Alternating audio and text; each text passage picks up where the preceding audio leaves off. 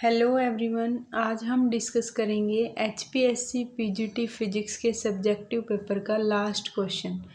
जो क्वेश्चन क्या है, a general AC bridge is shown below.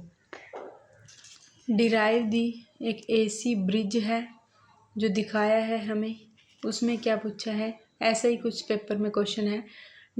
Derive the balancing condition for the bridge, balancing condition बतानी है। Apply the balancing condition to the case arm AB, एक arm है AB, Z1 जो है वो 450 ओम रजिस्टर का दिया है इसमें। आर्म है BC जिसमें Z2 दिखाया है 300 ओम रेजिस्टेंस, प्लस में उसके एक सीरीज में एक कैपेसिटर लगा हुआ है जिसकी वैल्यू है 0.256 माइक्रोफैरड। आर्म CD है Z4 is unknown and arm DA है जिसमें Z3 है 200 ओम का रजिस्टर है सीरीज में, प्लस में क्या है 15.9 मिली हेनरी का इंडक्टर लगा हुआ है। L ओसिलेटर फ्रीक्वेंसी है 1 kilohertz. Determine the unknown component of the fourth arm, इस आर्म का अननोन कंपोनेंट निकालना है Z4 में और क्या क्या लगा हुआ है, और ये बताना है इसका टाइप कौन सा है। तो देखो, सबसे पहले हम आर्म AB क्या है, प्योर रेजिस्टेंस है Z1 जिसकी वैल्यू 450 ओम है। आर्म BC क्या है, सीरीज में रजिस्टर भी है और कैपेसिटर भी है। आर्म CD में Z4 है जो अननोन है, ये कैलकुलेट करना है। आर्म DA में क्या है, Z3 है, उसमें क्या है, रजिस्टर है इन सीरीज विद इंडक्टर है जिनकी वैल्यू ये वाली है। अब हम देखते हैं कंडीशन।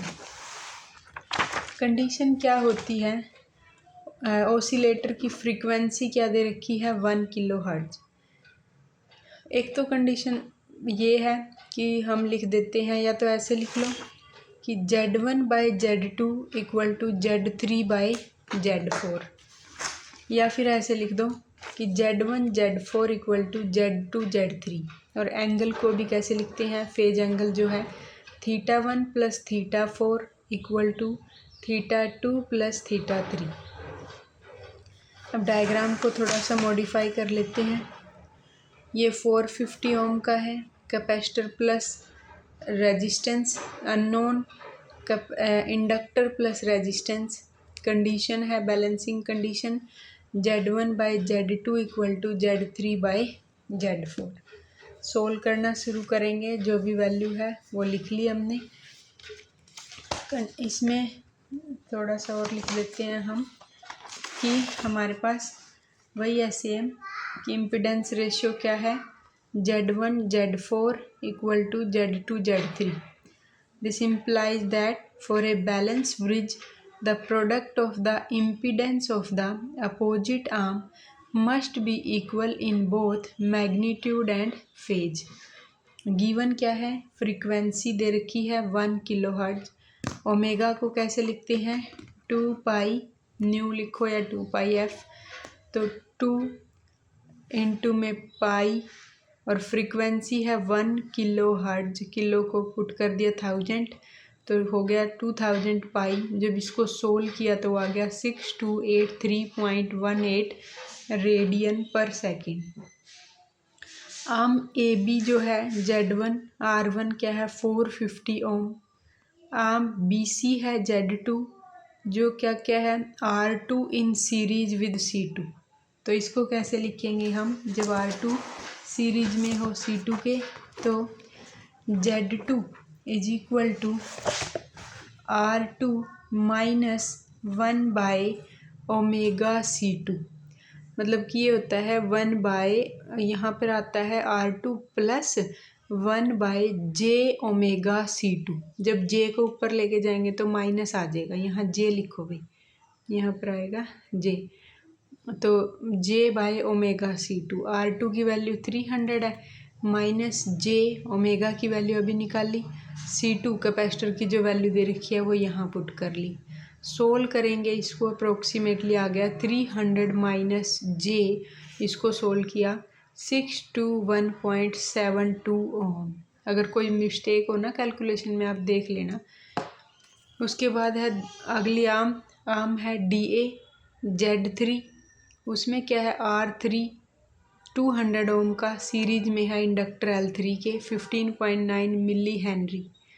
तो Z3 R3 plus J omega L3, जब हम कैपेसिटर में लिखते हैं ना तो माइनस के J बाई ओमेगा C हो जाता है और इंडक्टर में प्लस आ जाता है।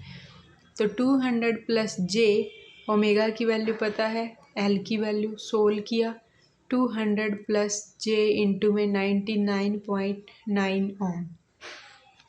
सोल्व करते हैं फॉर आर्म CD के लिए।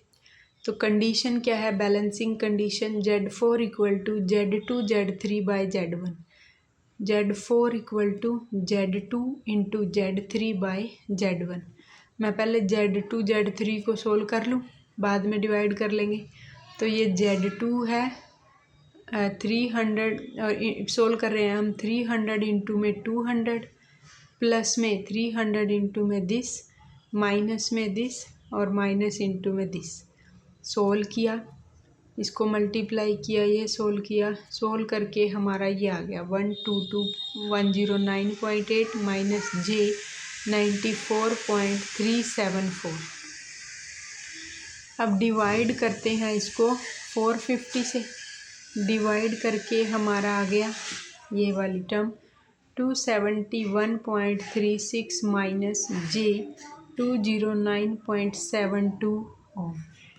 अब इसमें भी हमें देखो यहाँ ये वाला पोर्शन क्या दिख रहा है, नेगेटिव। अब इमेजिनरी पार्ट अगर नेगेटिव आ जाए ना तो इसका मतलब the fourth arm consist of, ये तो रजिस्टर तो है ही है, तो एंड एक कैपेसिटर C4 इन सीरीज, तो कैपेसिटर भी है उसकी सीरीज में। तो रजिस्टर की वैल्यू क्या है, रेजिस्टेंस की वैल्यू 271.36 ओम, और जो कैपेसिटर लगा हुआ है उसकी वैल्यू क्या है, ये 209.72 ओम। तो C4 is equal to 1 by omega X C4। तो सोल्व कर लेते हैं, ओमेगा की वैल्यू XC4 अभी आया जो है 209.72। तो वैल्यू क्या होगी, अप्रोक्सीमेटली 0.758 इंटू 10⁻⁻6 फैरेड। तो इसको लीजिए 0.758 माइक्रो फैरेड। तो ये हमारा हो गया, वैल्यू कितनी आई इसकी 0.758 माइक्रो फैरेड।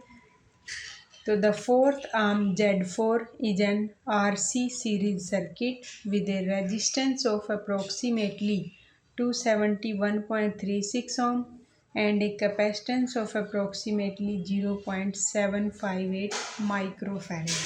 तो ये हमारा इसके साथ अपना HPSC PGT फिजिक्स का सब्जेक्टिव पेपर 2024 वाला कंप्लीट हो गया। इसके बाद मैं आपको जो हमारा HPSC का असिस्टेंट प्रोफेसर का जो अभी पेपर हुआ है ना, उसमें से जो पोर्शन हमारे सिलेबस से मैच कर रहा है ना, सब PGT फिजिक्स वाले से, तो वो क्वेश्चन सोल्व करवाऊंगी आपको। ठीक है, थैंक यू, मिलते हैं अगली वीडियो में।